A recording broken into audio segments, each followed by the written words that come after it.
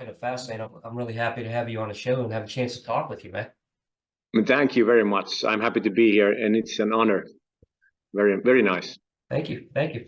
Well, the first thing I wanted to start with is, you guys have, I have four new songs out right now, heading back into 2003. And what was funny is the first time I heard the band was kind of going through YouTube and it popped up. And I said, yeah, I'm gonna listen Okay. to these guys. I'll tell you what, I was blown away. I sent, I posted it out on Facebook, and then I, gradually went through On the Greatest Day, Now or Never, and Through Different Eyes, obviously. That's my favorite song, Yeah, that I've heard from you that's guys. nice. Another Sleepless Night is another one.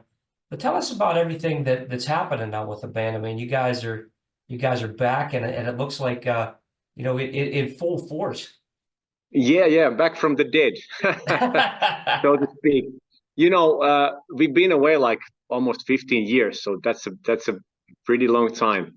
Right. So, if you imagine the time 15 years ago, there wasn't so much social media or these kind of platforms that we have nowadays. Right. So, the thing is, why we've been away for 15 years, that's a long story. Basically what happened was life happened. Right.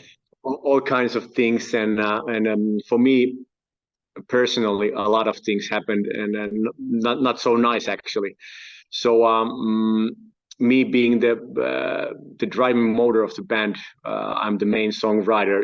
Everything with the band goes through me. So, if I'm out of the picture, so nothing happens basically. So, that took a lot of years, and I sort of gave up the whole idea of the band like 8 or 9 years ago, 10 years ago. Right. And I was in that mood for, let's say, perhaps 2 years. So, but when you do something like this, when you create something, it's so inside of you. It's so part of you that you can't let it go. It's something that comes from deep inside, and in some point, I felt the urge, just to keep going, although it wasn't easy. Right. And let's say it isn't easy even now. So, um,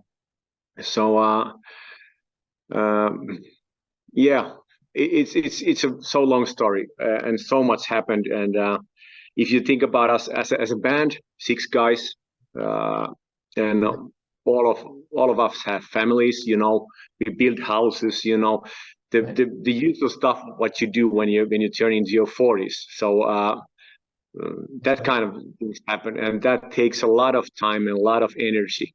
So, if you imagine doing something with the band after long day at work and then building a house, so there is none. Right. There's Right. no energy.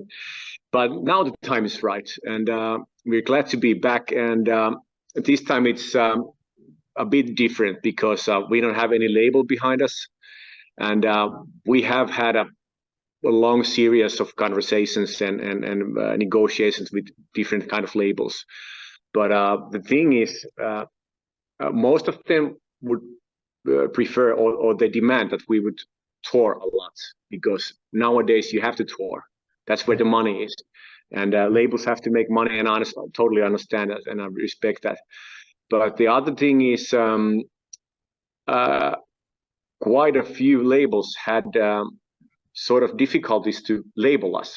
What are we? Are we a power metal? Are we hard rock? Are we heavy metal? Are we progressive metal?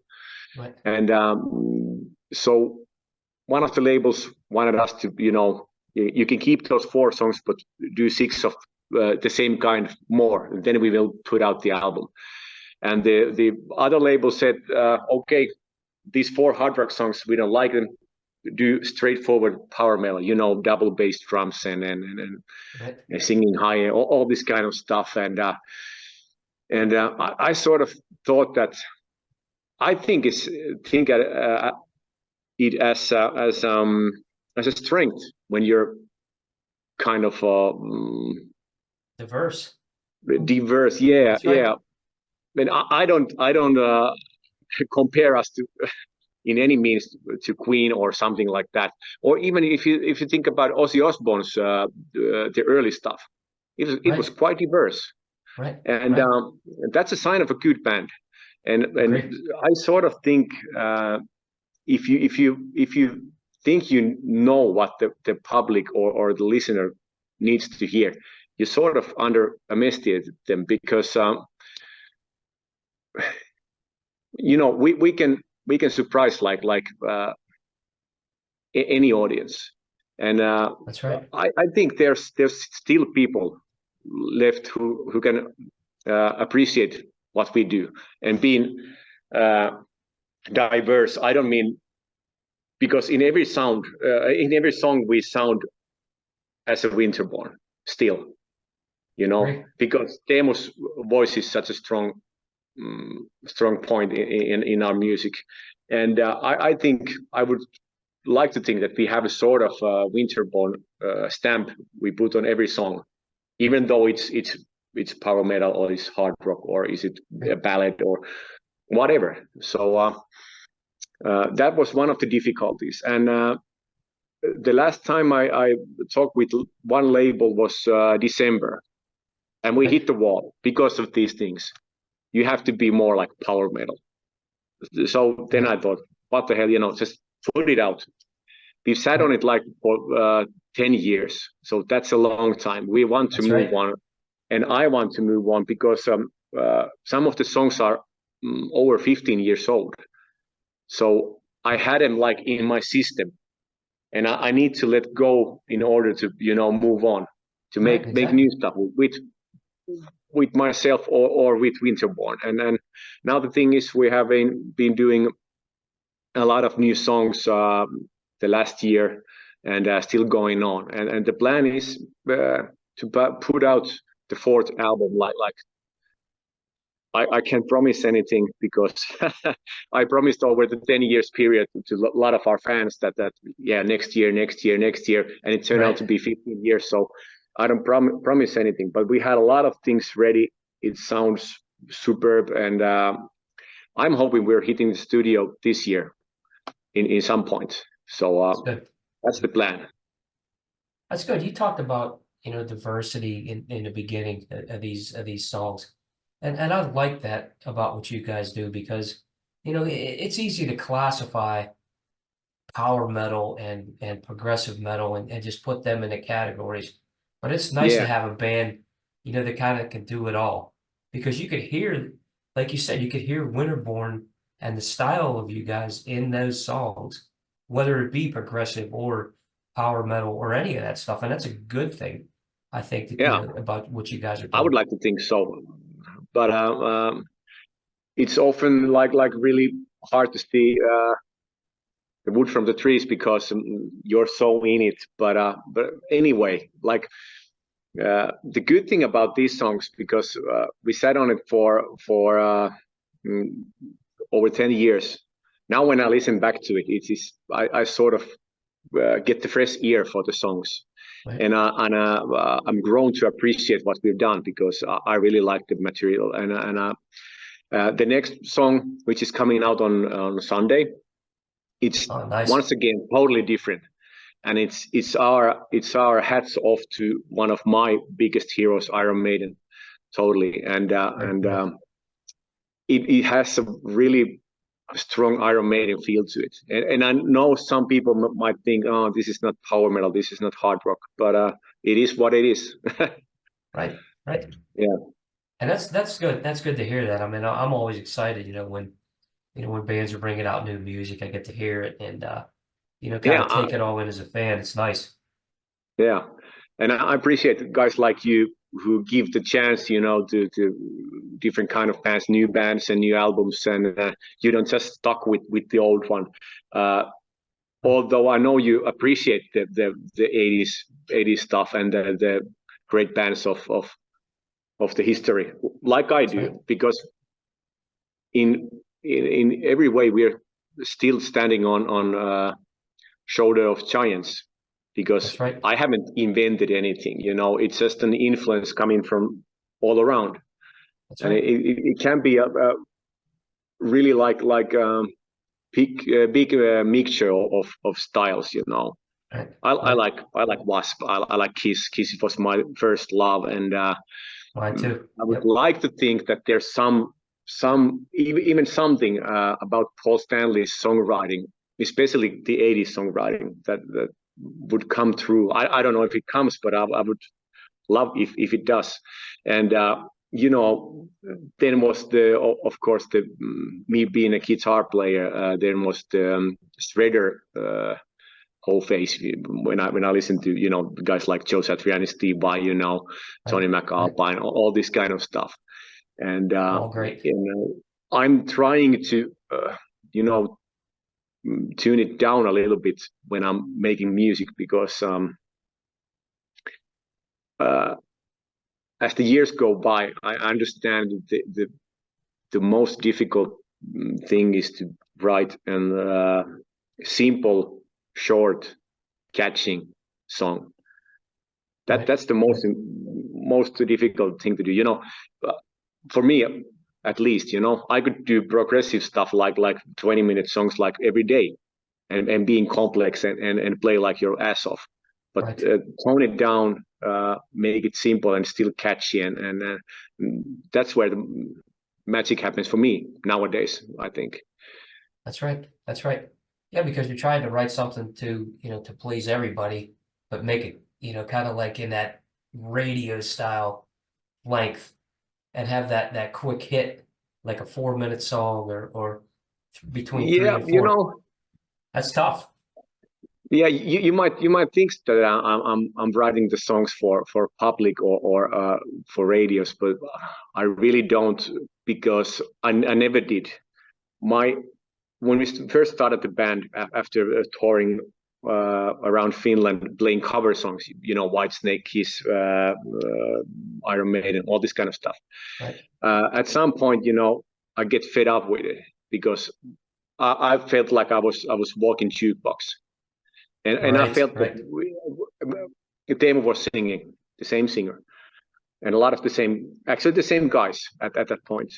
So I felt that we could really create something of our own, and that was the next step for me and the band. And at that point, when I started writing songs, I honestly thought that if I can please myself, that's the most difficult job to do, because I'm a perfectionist.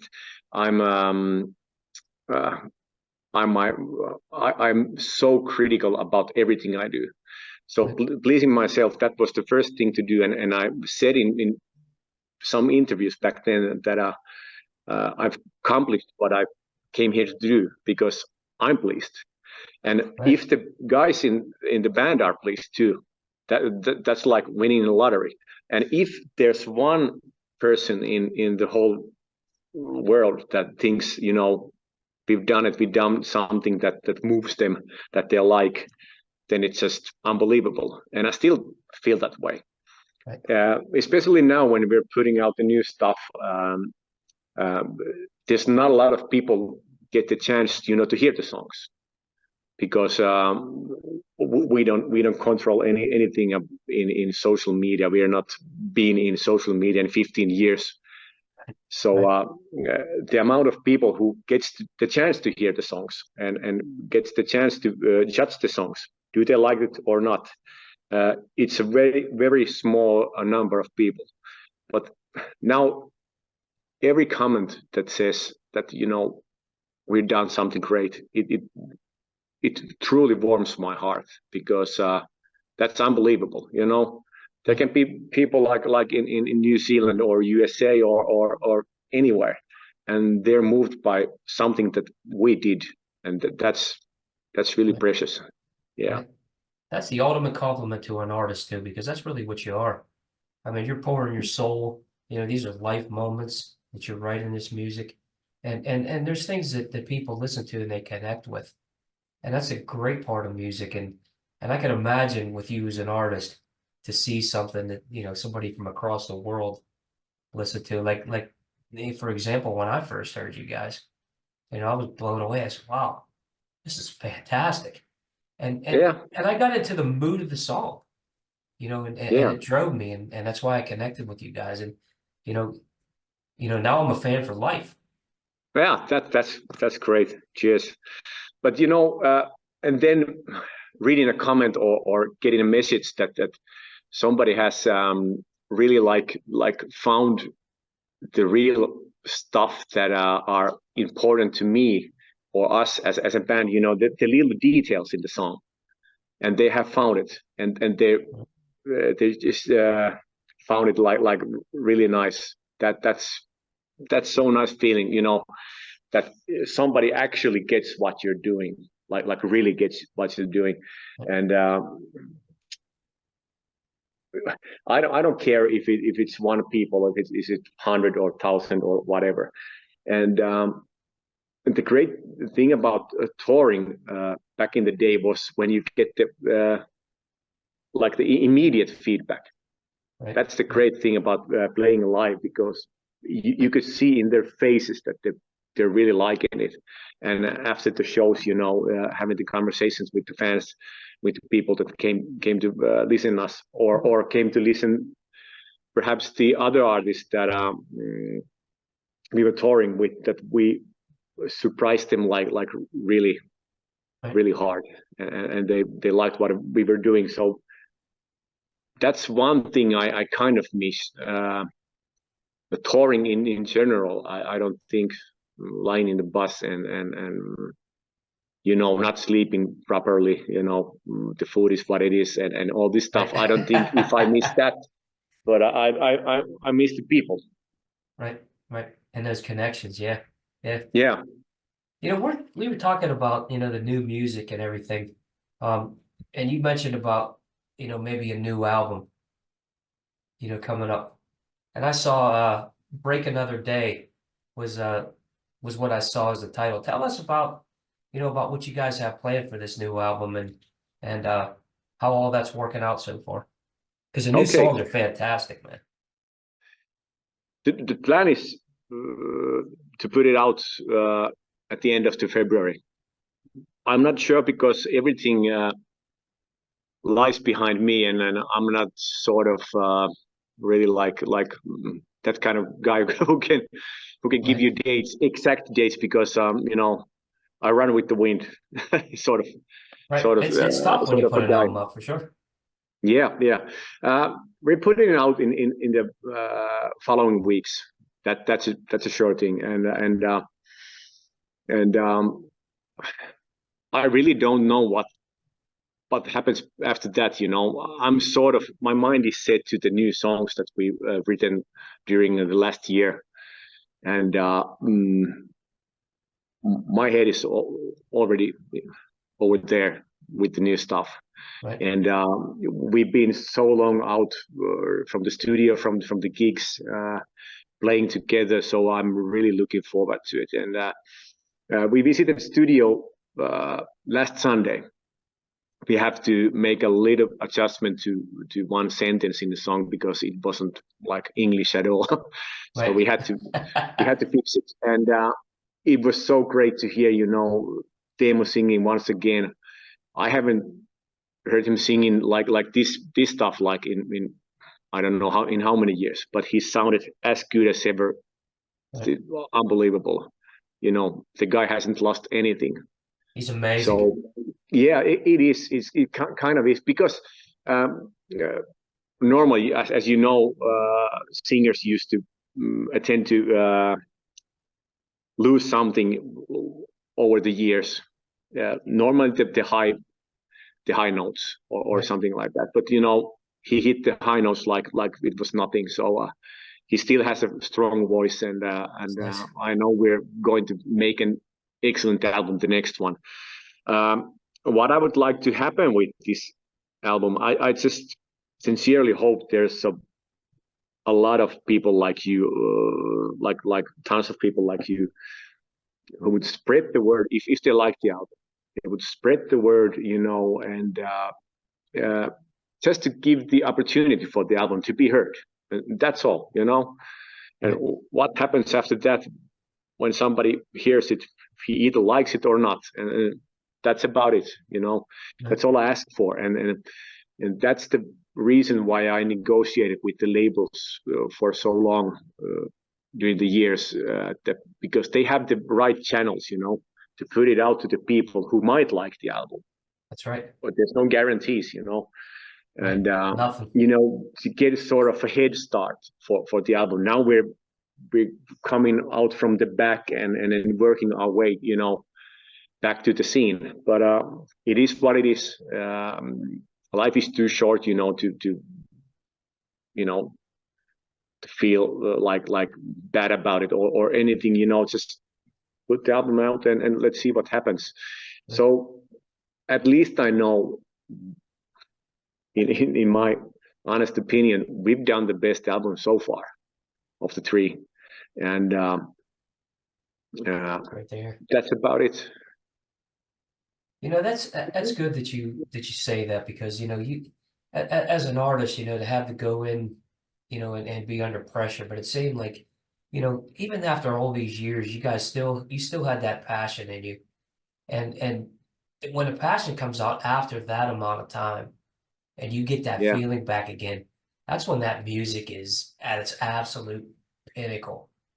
You know, and you could hear that over, the first album from 2006 all the way through until now. You could hear that growth, and I think that's essential, and this is going to be fantastic.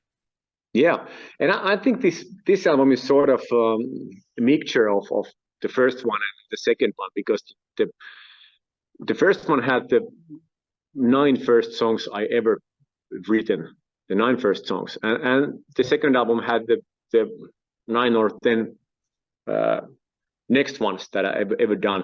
So basically, almost anything I write tends to be on the album. Now I have like 30 songs waiting there, and we've done a lot of writing with Jukka Hänen, our keyboard player, who is absolute genius, and so let's see what we're gonna do with all those songs, because now we have like 50 or 60 songs combined. So that's a lot of songs, and but it's sort of a first time ever for us.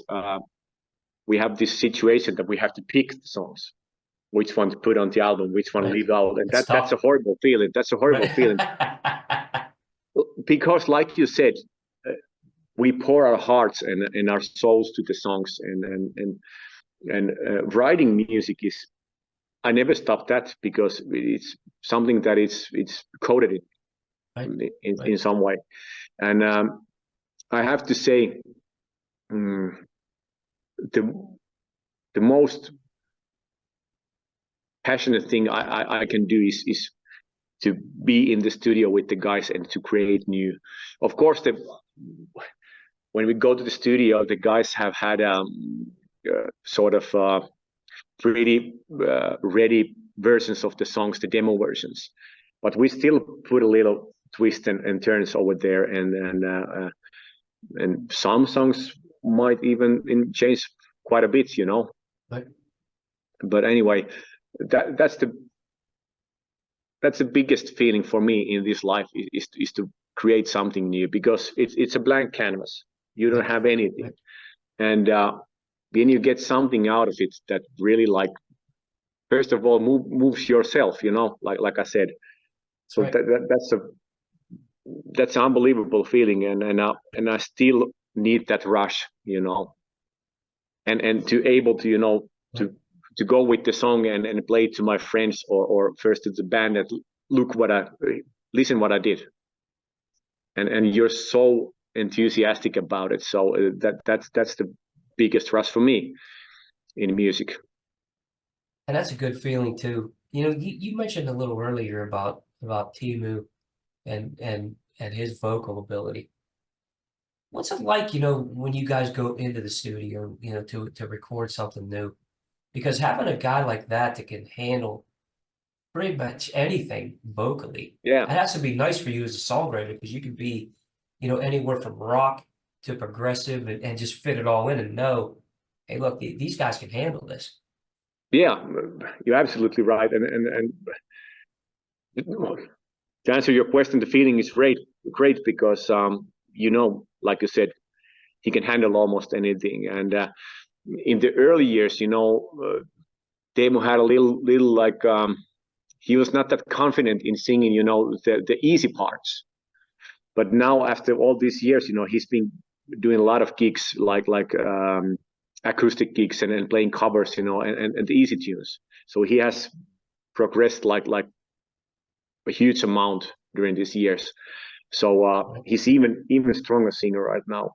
And the kind of a crazy thing is when he does his first line, the first take on a song, and then you sit there, okay. How can we top this? How can we do this better? And but then you push it a little further, and I think Teemu has also grown to be a much more of he can show his emotions when he sings. The first album was like really like he was this kind of heavy metal singer.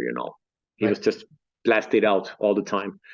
But now I can see that the actual words mean something to his performance, and that's just a progression over the years. And the same goes with the song lyrics. If you dig into the song lyrics that we've written or I've written over the years, when you get older, you tend to get more things that you have something to say about, and when you have actual things that you want to talk about, or you want to impress with the song, then it comes pretty important that the singer can also do it. To change a little bit of his approach with the song, and that's really great. That's really cool to hear. You talked about a little bit about the early days. Tell us about how this band got started back then. What was that like for you guys forming? Because I know, a young band, young musicians getting together, but you guys had that cohesiveness. It seemed like right from the get-go in that first album. Yeah, our story was I'm not sitting in my motorcycle club, and the first time I heard Teemu singing, he came to our party with his cover band, and before that, I've said it like many years that I would start a band if I would find singer good enough that I would feel like I could do something. And he opened his mouth for the first time in the sound check. I was like, what the Right. Is this possible that this guy from my hometown can do something like this? They did like Whitesnake and Dio and all this kind of stuff, and I was like blown away totally. Right. And the next time they were at our party, once again, I had to go to the States and do 2 songs with them, and that was actually the first time I never performed live in my motorcycle club. Just doing a few songs with these guys, and I got hooked. I got so hooked. It was such an adrenaline rush because I've been playing like 20 years at that point, Right. and never got to perform because I always thought I wasn't good enough. But seeing the guys' reaction, seeing Teemu's reaction after I played a couple of songs with them, that encouraged me, maybe I can do something with this. Right. And it was totally overwhelming because that was the only thing I could think of, like from that night on. I was just thinking about, I want to start a band, and I want these guys to be in it. Right. And so the drummer for the first album and the bass player, they were also in that band. So they kind of came along, and right. they were great musicians, and absolute like pleasant surprise there also, because they played note for note this stuff, and still they had personality and all this kind of stuff. So we went on there, and we formed this band called Mean Machine, and we were doing, like I said earlier, we were doing these cover songs, like Whitesnake, Iron Maiden, you know, and Gary Moore, all this kind of 80s stuff, which we love, and we did that for a number of years. I would say 3-4 years, perhaps, and then I got fed up with, like I said earlier. So I need to do something. Something. Yeah. I need to do something my own, and I remember two of the guys in the band. They were like, no, don't do it. We're so good in playing cover songs that don't mess it up, you know. And then they really didn't think I had it in me, and I wasn't sure. You know, I have always been a kind of a confident guy, but when it comes to music, you know, I'm not that confident, actually, because it's every time you go on stage or you publish a song or a video, right? You always pour yourself on the table, and you never know what the feedback is going to be, and I don't believe there's an artist who could say that negative feedback don't affect them. That's not possible. It's hard to put yourself out there. You're right. Yeah, and but I did, you know, and like I said, the first 9 songs are on the first album, and when we began to do it, you know, I said to the guys, you know, we're not making any demos. We're doing this like it should be done. We're doing the whole album as ready as possible, you know. And I knew back then even that the competition is really tough. Right. So I knew the labels are getting a lot of like thousands of demo tapes or every day, you know, and we have to stand out. So I want to do like really polished, like ready product, you know, so they can see that this is what we get, and they can, you know, just put it out and move forward. And that's what happened, you know. We got a lot of interest over the Europe because of that, you know. And the guys were like this is crazy, you know. We had to pay the album ourselves, and that was a lot of money back then. We did it like really properly, and but it paid off, you know. After we sent the album out, it wasn't like 6 months, and we were on our first European tour, you know, and we were on we got a good coverage on magazines in Central Europe, and you know, we were something that people really like talked about. Right. So we got a good head start with the album, because we didn't have to do all the hard work anymore, because we've done it all. We've paid our dues doing the cover songs like years and years, and we did the album so good that, you know, it was just ready for release. So that was really nice. That's great to hear that, because I was going to bring that album up, you know, 2006, Cold Reality, and really that was a great album, and it had that, you know, for a band's first album, it was really tight, because, you know, I look at the songs and, you know, obviously it opens with Wild Heart, and you know, you got that thundering groove, and you know, but you know, Last Train to Hell is just like, I mean, that's balls out power metal. But but a song like Love Hunter, which I thought was really cool, because it's different than the other stuff. It's straightforward, but it's still you guys. Yeah. Like I said, you know, I like the diversity, and we did have it on the first album too, you know. So what has changed over the years? Why is it now diversity is some kind of a problem? And you know, Love Hunter is just you know, your tongue in cheek, you know, kind of you know, you just do it as a kind of a joke, but you still wanted to you know, to come out as good as possible, you know. Right. But we weren't we weren't so serious about everything we did, you can have fun but still be like ambitious and have fun. That's And right. that's what we did. And that all changed with the second album, because the reception for the first album was outstanding, because in every magazine, in every review, it was like 9 out of 10, 10 out of 10, 11 out of 10, the best what you call it, the best the debut album in decades, or something like that, and I thought, okay, this is easy. I just do what I do, and everybody likes it. And then it's sort of then you start to think about what people want to hear. You have to step it up a notch, Right.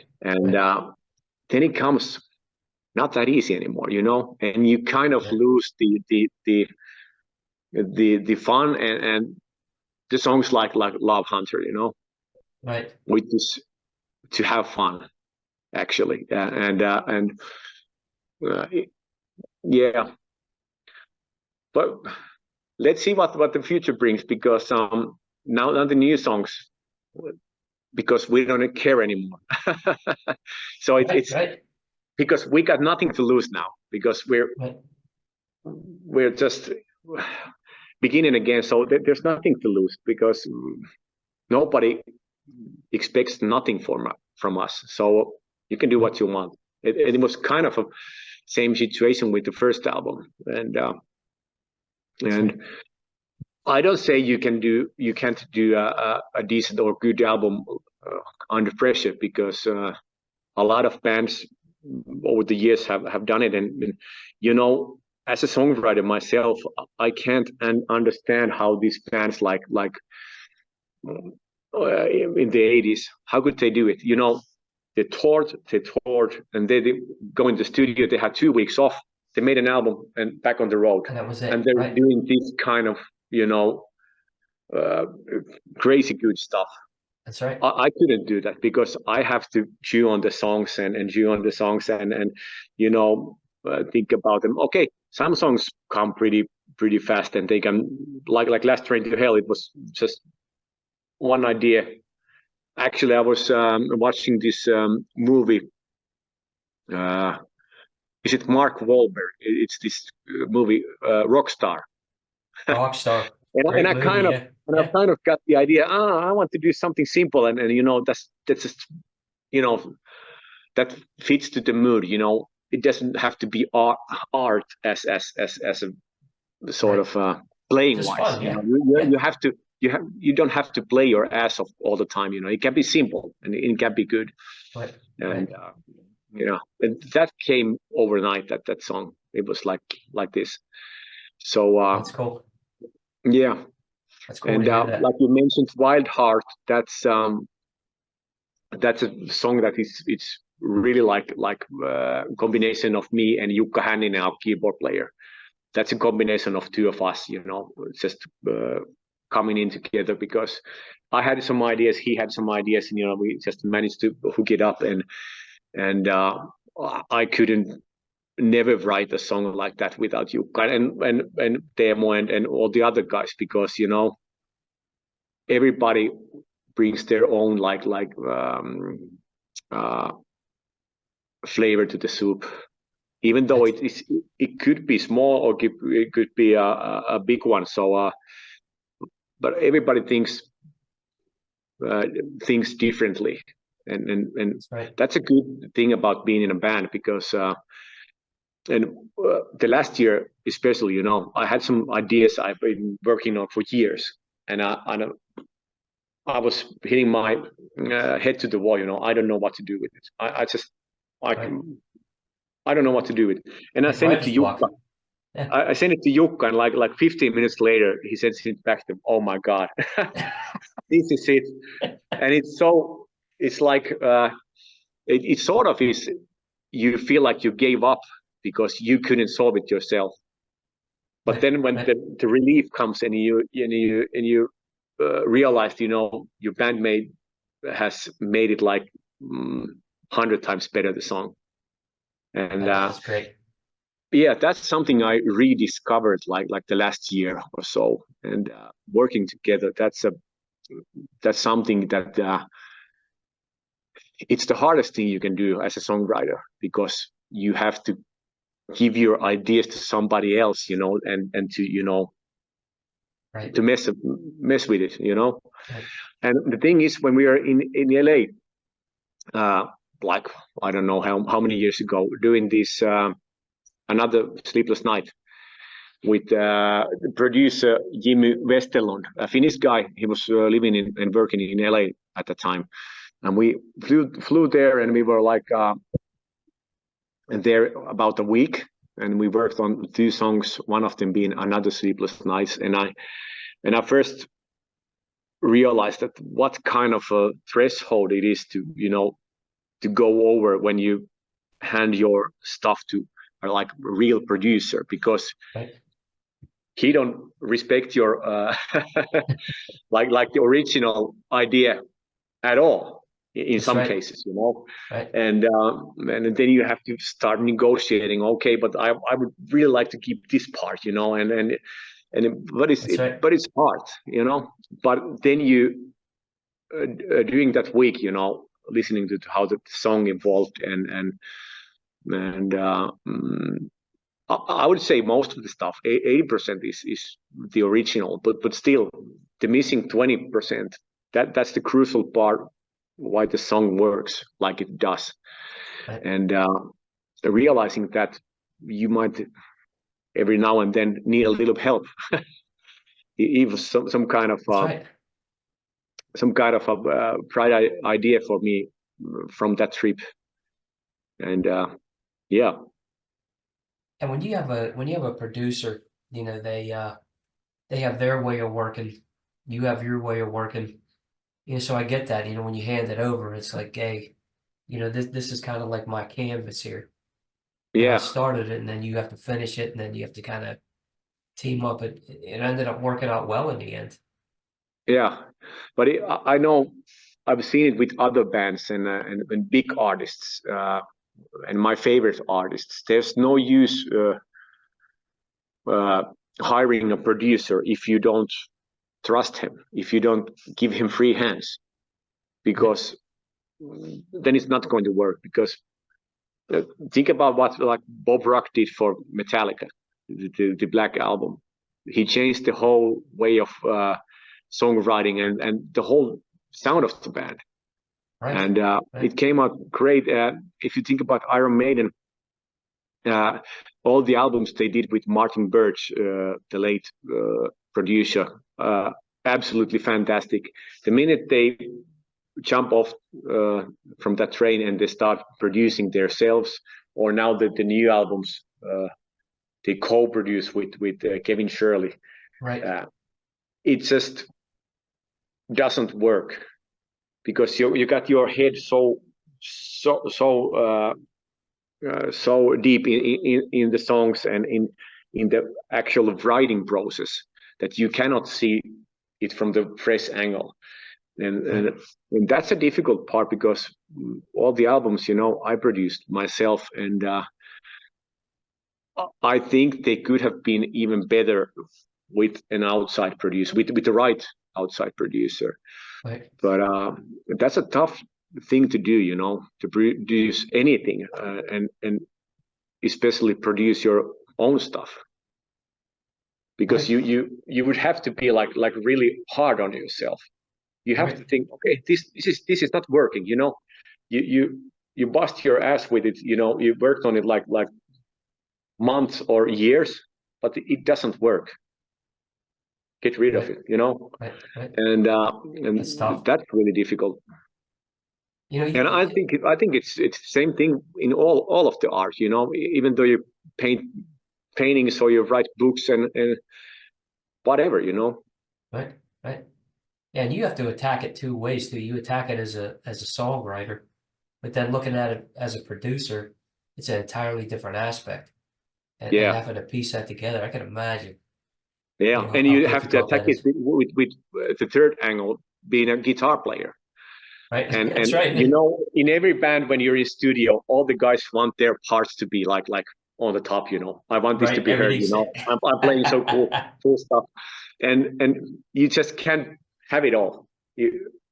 right. You know, and the biggest part in learning to do an album with the first one, even the second one and the third one, you know, I'm still learning, is to realize that you can't have it all. There has to be some parts that aren't visible to the listener, but they're there, and they shape the overall sound, but you cannot like pick it as an individual thing. And Right. and that's a hard part, because like I said, being a songwriter yourself, you're so like happy and proud of something you did, like some little things, but you cannot have it on the album. There's just not room for everything. That's right. You got to balance it. So yeah, you have to have the balance.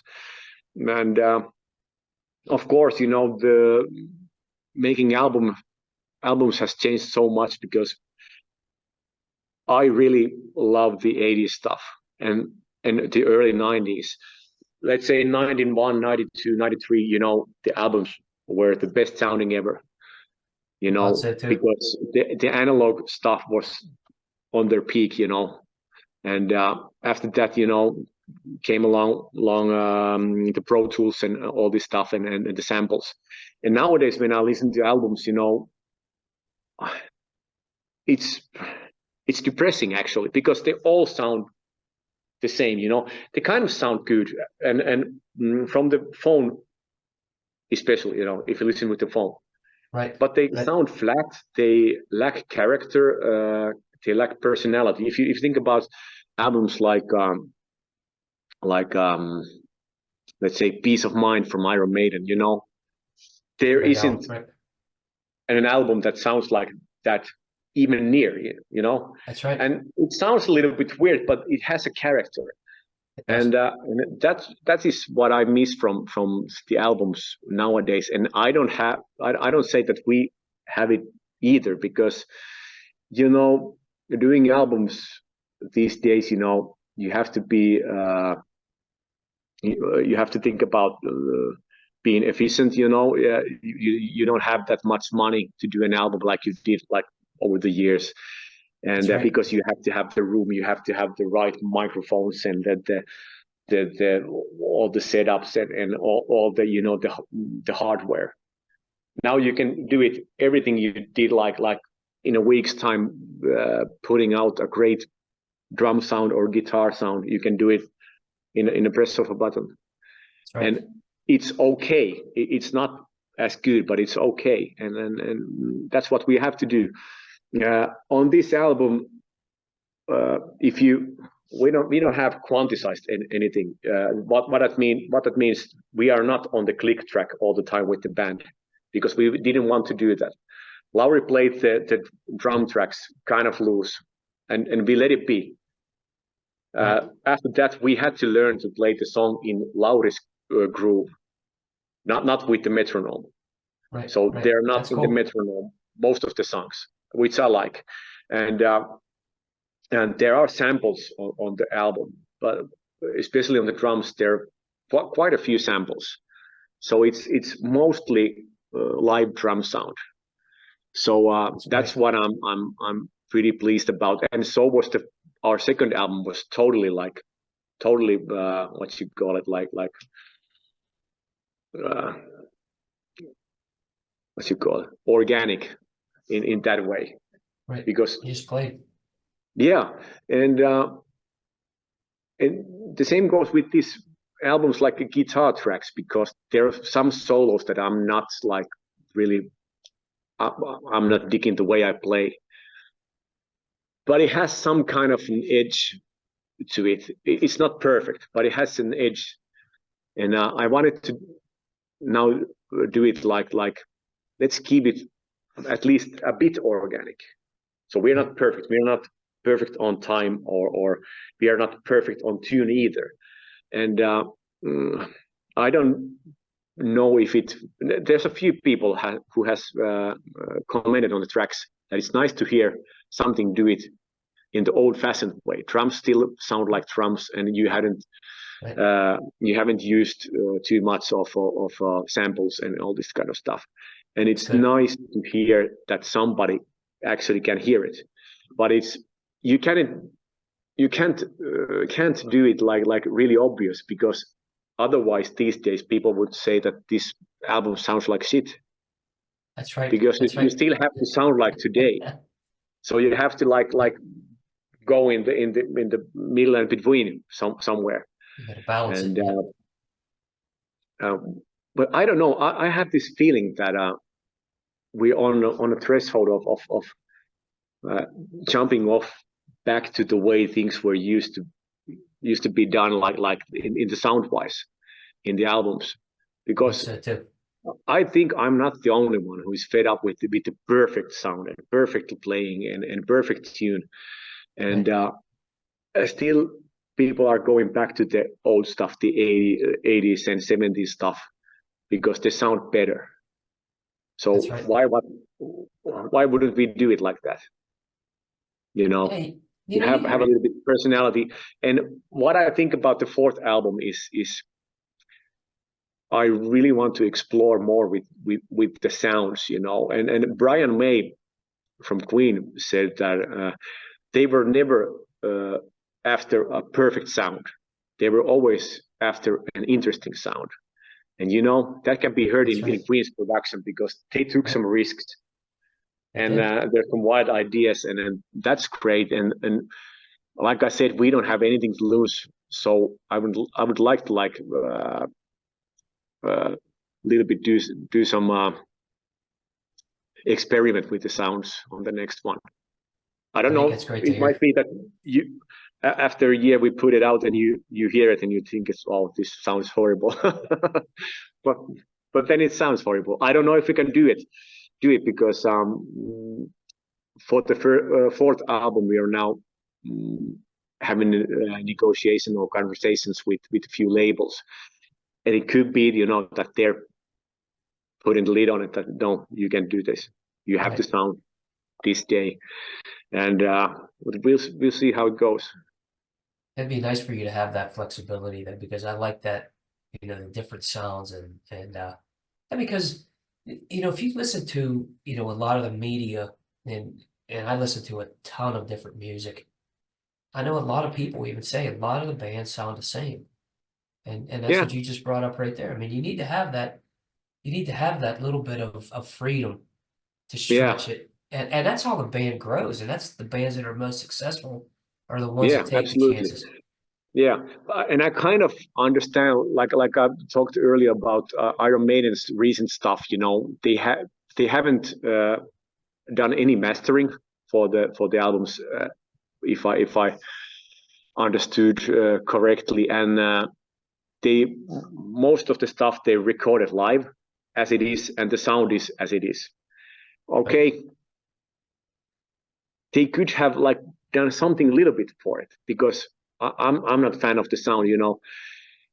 There's nothing wrong with the band songwriting these days, but they need a producer who would say like, okay, this part is too much for this song, skip it out, keep it a little bit more like the tight, and let's polish this sound a little bit, because that's what they did in the 80s.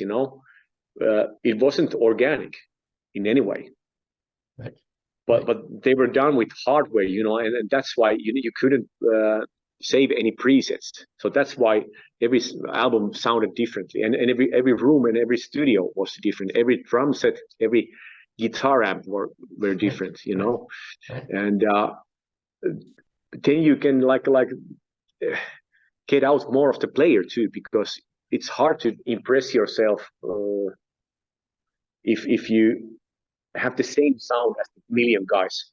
You have the same sample or the guitar sample, and they everything sounds the same.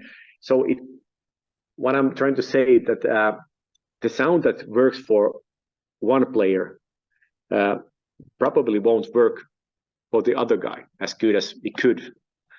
So because players are different, and that's a little bit one thing that bothers me with this album on our guitar sounds, because now looking back, I would like to have a little bit more diversity on the sound wise, between the songs and between Antti and me, playing the guitar, because we both have the kind of the same sound, So, but maybe we fix it on the next one. I'm sure it's going to sound great. We talked about, your songwriting and things like that, but obviously you have influences, and you gave us a couple of those, like you said, Steve Vai and Tony McAlpine. Tell us about an influence that you have that maybe people would be surprised at. This is an interesting one. Yeah, I tried to throw some different ones in there. Yeah. Yeah, and I have to say, Steve Vai and Tony McAlpine has affected my guitar playing, not my songwriting at all, because especially Steve Vai, I don't know if he's considered as a good songwriter for me, but influence that would be surprising. Okay, one just out of the top of my head, Celine Dion. Nice, great, she's amazing. Amazing, one of the best singers of all time, and right. Her albums, they're so good produced. The songs are so well crafted. She has the best songwriters and players on the planet. Right. And what I like about her songs is there's still emotion in them. Right. As much as they're produced and polished and finished and it's a product, there still is a feeling in the songs, and that's one of the things, lately, and perhaps affecting on this upcoming album now, Break Another Day. I was more interested in like the bands like you can't hear it in our stuff, but I've grown to appreciate like Bruce Springsteen and Dire Straits and all this kind of like a little easier stuff, but the song structures are there, and I think in Celine Dion's and Bruce Springsteen's and Dire Straits, it's more of and Sting is one of my absolute heroes. Sting, I've listened to Sting like all my life, and he's a genius. Yes. And actually my friend heard the song we put out like perhaps 10 years ago. It's going to be on the album. It's called Satellite as a single, and now the new Sting album came out like about a year ago, and there's this song called what's it called? Anyway, so my friend told me that this song sounds like you could have written it, and that was the biggest compliment that's great. I could get, because I love the song. Harmony Road, the song is called, and it's very unique, and it's got this weird chords, and it got pretty weird time signatures, but it still sounds like your average pop song. You can't hear all the little things that's going on back there. We had a few guitar players over the years, like back in the day, auditioning for us before Antti Hokkala came along, and a few drummers before Lauri came along, and the guys were amazed of how simple our songs sound, but how complex they are to play. And that's a big compliment to me, because those guys who came to the auditions, they were like really, really like talented players, but they couldn't get it, and so it's kind of my approach to things is sort of like Sting has, I think. to make it like it's sophisticated in theory wise, but it sounds like your average, like in our case, our metal song or hard rock song or Right. so that's what I like. He's I think he's a brilliant songwriter. I mean, I've been listening to Yeah, him since '83, obviously, when I first heard the Police, and when Synchronicity came out, obviously, yeah. it's a great album.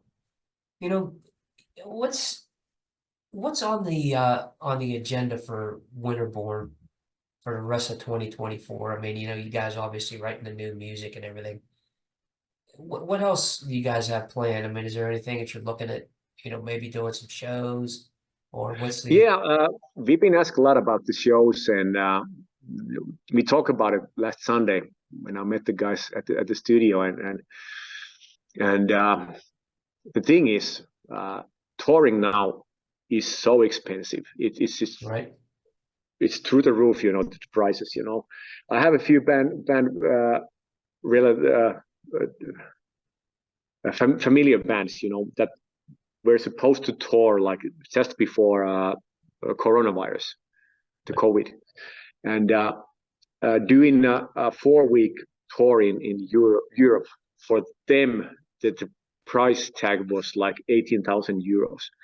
And after the COVID, they planned it, okay, we reschedule it and we do it. It was over 40,000 euros. So It's crazy. For a band like us, it's so difficult to be on the road because you have to be on the road like quite a lot, to build an audience, and then get to bigger venues and then get the income. But you have to start pretty like low and the small venues, and you just can't make it. It has to be a hobby, which this is for us. But doing like 5 weeks or 6 weeks in Europe, we all have kids to feed. We all have mortgages to pay and all this kind of stuff. So it just doesn't add up. But we've been talking about, and there's a few possibilities, I think, to do like this sort of a mini tour and be on the road for 2 weeks, with a little bit smaller equipment and smaller like crew, and just doing a lot of stuff ourselves. That would be fun. Yeah. But if we do that, we want it to be in the summertime, because every time we toured Europe, it's been on the winter time. It's cold and it's dark and it's wet and it's so doing in the summertime, we could sit on a terrace and have a beers and enjoy the ride. So I don't know, and we'll see. But it's a really tough one, to actually do.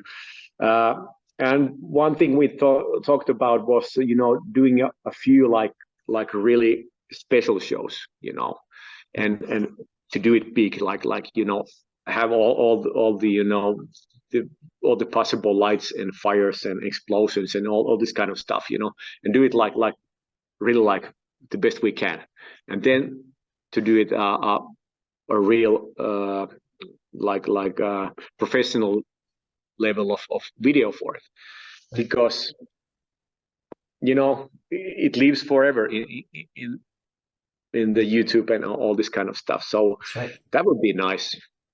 So we'll see how it goes. And what else did you ask? I forgot. Oh, you hit it right there. The touring and what's coming up in the rest of 2024 for you guys. Yeah, 2024. We're gonna finish up the songs. Hopefully record the album, and we're pretty psyched about the new songs, and we really want to hit the studio. And I have planned, that we could do a lot of the recordings during the summertime. Just be in the studio. We have a nice studio here where we live in. It's Pasi Kauppinen's studio, and it's really nice studio, and true professional level of studio, and it's on the countryside, so we could enjoy Nice. the summer, take a little sauna and have a swim and drink beer and Right. to record the album. And that would be nice for a It's a good change, one. And I think the approach with the album will be more of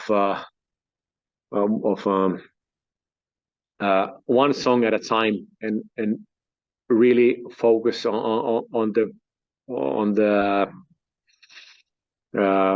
publishing it like really as good as we can and do a proper music video with it, and then go along with like song by song, because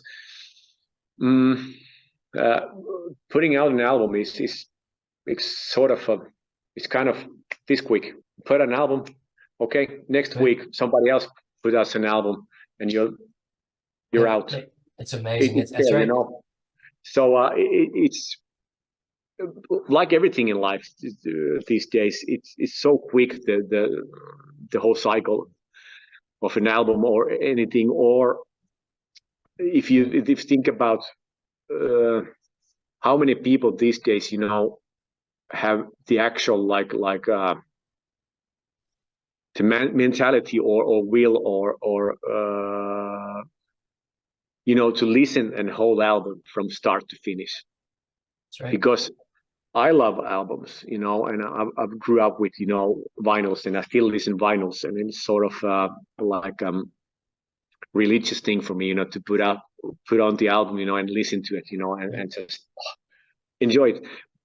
But with me also, it started, if you click on something, okay, this is a new album from the band perhaps I knew before, and listen to it 1 minute, the next one, the next one, the next one, the next one. Right. So right. It's different. Yeah, it's different because everything in life is moving so fast forward. So That's right. that's why I think we should do it like one song at a time, like every 2 weeks, and then when everything is out, you just put it out as a whole album. But I don't know if it makes any difference. I don't know, but just trying to go along with the flow with these times we live in. So Yeah, it's a completely different different world now for music, like you said. I mean, how fast things come up, and and people, they're so the instant gratification nowadays. yeah, They want to hear it and then they skip to something else. It's I think what you're doing is the right way to do it for today's music world. Put something out, let people absorb it, enjoy it, and then also know that, hey, there's something else coming up that I'm anxious for to hear. So these yeah, guys got this great song. What's coming up next? yeah, absolutely, yeah. So but the main thing, for us this year or the next year, or how long we're going to do it is just to enjoy it. And I have to remember that, because I've known to be a little bit of a workhorse, and just grinding it and grinding it, and Right. so enjoy the process, because that's the most important thing, and when it's out, and then it's for other people to judge, how we done, and of course we keep a close eye of the comments and what people think, and that's really nice. And for these first 4 songs we put out this year, I have to say, um, perhaps I mentioned it before, but it truly warms my heart, to read somebody who's been waiting for it for 15 years and he's loving it. Welcome back, guys. We love you, and all this kind of stuff. So that makes you think that you've done something, right, perhaps. Right. They remembered you. So yeah, That's a good thing. You set something yeah, up that it's yeah, gonna last for a lifetime. How about yeah. any last words, Pasi? How about anything you want to get out to the fans? Where can they Uh, connect with you? I know social media is always a treat, huh? Yeah, it is. It is. Final words. This sounds so. This sounds so final. Uh, um, just enjoy music and give the bands and artists a true possibility. To come through. Listen to other songs than the hit songs, because I've found a lot of new artists that I like to listen to, like for example, Michael Bolton. Right. He's known for his the cheesiest stuff, the ballads and all this, but the guy used to do a really good like hard rock albums Right. He did good in the stuff. earlier Yeah. career, and I really dig those albums. Yep. And he was the first one actually who got me in this habit of taking known artists and listening to the rest of the catalog. And there's some real gems in there, like Right. Bruce Right. Springsteen and Dire Straits. There's a lot more songs than Money for Nothing and That's right. Sultans of Swings. So they're also pretty versatile bands. They So are. give each artist a chance, and enjoy music, and don't listen to rap music. That's right. That's right. Hey, that's the key right here. That's not music. That's not. As That's far not. as I'm concerned, I that's totally something agree. else. Yeah, but yeah, That's good stuff. Pasi, thanks for joining me here on the show. I mean, Winterborn, obviously, my like I pleasure. said, you guys have me as a fan. And in closing, I want to say thank you for doing what you do, because Our pleasure. it's something that that touches me as a fan and touches all of us fans out there. So you have us, keep doing it. It's an art. We love it, and it's really it's such a huge part of life. And it's Thank very you. much appreciated here, man. So thank Yeah, you. Thank you for and doing it. same goes to you as well. It's nice that you do these things, and I've looked up a few interviews that you've done before, and they're really nice. I love George Lynch and other guys, so that was really nice. That's So great. Thank you. we appreciate it. Well, you got it. Hey, we'll be sharing as soon as I get the interview together. We'll be sharing it. I'll be Yeah, spreading the word too, because everybody, these guys are great. This is a great band here. This is something that you're definitely going to be happy with when you hear this new music. So I'll be spreading the word. Winterborn, thank you. talking to Fastlane. Hey, we got you guys, man. We'll be sharing it. Cheers. Thanks, Pasi. Thanks.